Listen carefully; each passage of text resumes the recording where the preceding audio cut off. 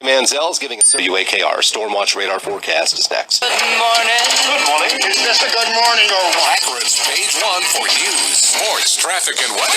Starts the morning well. Now, here's Ray. All right, 1590 WAKR, 12 minutes after 9 o'clock, 9:12. So the Browns have announced it. Brian Hoyer is now their starting quarterback. So that discussion is calm, at least for the next couple of weeks.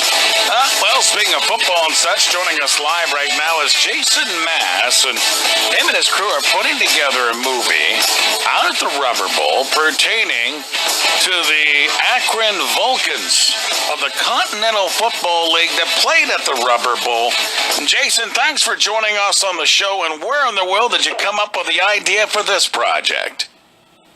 Well, geez, Ray, first of all, thanks for having me on. This story comes right from my heart. My father passed away 3 years ago, played professional football, but never spoke about it to me. Immediately after his death, the next day, I found tons of football memorabilia of his that was magically put on a desk that I did hundreds and thousands of hours of homework. In it was this very unique helmet and had a symbol on it. I didn't know what the heck it was. Also, there was a jersey that I thought was from the Miami Dolphins. My dad had played a stint with the Dolphins. Researched it, found out that this was the Akron Vulcans of 1967, and I discovered an unbelievable story of the promise of professional football to the boomtown of Akron, Ohio, done by a complete swindler and con man by the name of Frank Hurn. He bamboozled the whole city. The team was canceled after 4 games. There's hundreds of stories surrounding it. On my trip last week to Akron, I met a gentleman that had invested $100 in stock, and he never received anything. So Jason, what happened? And then we'll get to your dad a little bit and the Vulcans and stuff. How did he swindle? How did he get away with it? What happened? Well, Akron at that time was an absolute boomtown with the production of tires, and everyone was making tons of money. He promised professional football, and he paid awesome players and awesome coaches, promised them double the salary. Problem is, he never had any money. There are mob ties. Nobody ever got paid. No supplier, no innkeeper. He finally was arrested. They were able to get him on the charges of defrauding an innkeeper. Okay, so there must have been, was there uniforms and all this stuff issued? Because this brings us back to your father then about the football team. Go down that road for me. Well, the story is, after the 4th game, during the 4th game, the players refused to take the field. They had not gotten paid. Nobody gotten paid anything. My dad was one of the leaders of the team, as was Mr. Bob Meeker. They said, guys, we're not playing.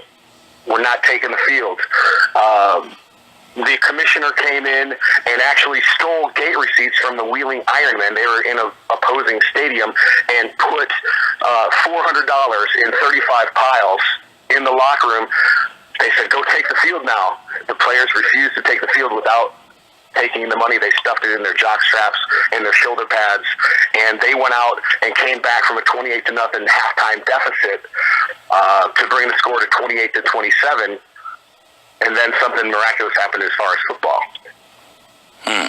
So was that the last game for the Vulcans then? That was the last game. The laundromat refused to release the uniforms. The league closed down the team. The uniforms were confiscated, as was confirmed. They were at the Summit County Courthouse, where I was just last week, and I spoke to Mr. Pierce, who was actually an assistant prosecuting attorney. Remembered the case well, 80-year-old man. Somehow, some players got in, and I understand it was just kind of a free-for-all, take what you can get. The rest of the uniforms and jerseys were auctioned off. I understand that there's a couple more jerseys that exist, but as far as this helmet goes, it's the only one that we know in existence. Jason Mass is with us. He is putting together a movie on the Rubber Bowl and the Akron Vulcans. So where are you with the project then, Jason? Well, I've been researching it for a couple of years now. I've got 3 of our main actors in place, and I have finished writing what I can write with the knowledge that we have that's based on the facts. The story ends after the 4th game. That was it. It was over. Now, we've invented a Hollywood script for the end of the movie that I'm super excited about. But the next step in what I came to Akron for last week was to meet actual men that had firsthand knowledge, and women that have actual firsthand knowledge of the Akron Vulcans and the 1967 era. It was a fascinating time, and just going into the bars, into the VFW halls, the country clubs, the supermarket, I have met and networked with literally hundreds of people in Akron, and I would guesstimate that at least half of the people that I've run into are so fascinated by the story that they just go down memory lane. It was a time and an era where they're not proud of because people got ripped off. Yeah. But it's still a fascinating time. And did you see the picture I emailed you of the 75-year-old gentleman staring at the helmet and wearing the jersey, Ray? Yeah, I did. Fascinating. Great. Jason, let me ask you this. When you put this movie and start filming, will you do any filming in Akron? We are going to do everything that we can in Akron. One of my friends is a Hollywood veteran of 18 years, and we could do this thing in a barn, okay, with the technology that they have. But we want to be in Akron. We want to use Akron people. We can fill a stadium with computer-generated people. We want to fill it with Akron people. We want to use local suppliers. You know, I was talking to my Hollywood friend, and I said, you know, well, we need a Midwestern bartender for the film. So we're going to go to Hollywood and ask them to cast a Midwestern bartender when there's a pretty young lady right here that's studying fashion that her professor wants to do the uniforms right here in Akron.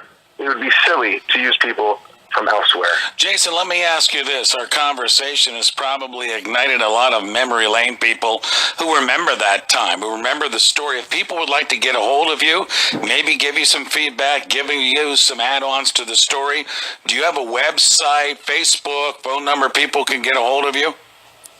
Yes, indeed. And one of the things that we've been toying with is having a little reunion and getting these people together.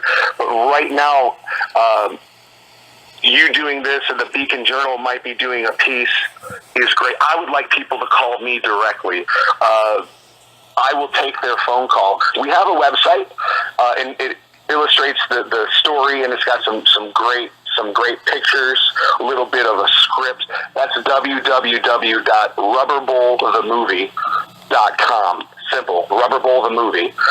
My personal cell phone number, I'm going to give it out, is 713-823-2143. And I have an email address, is jasonmass, JASON.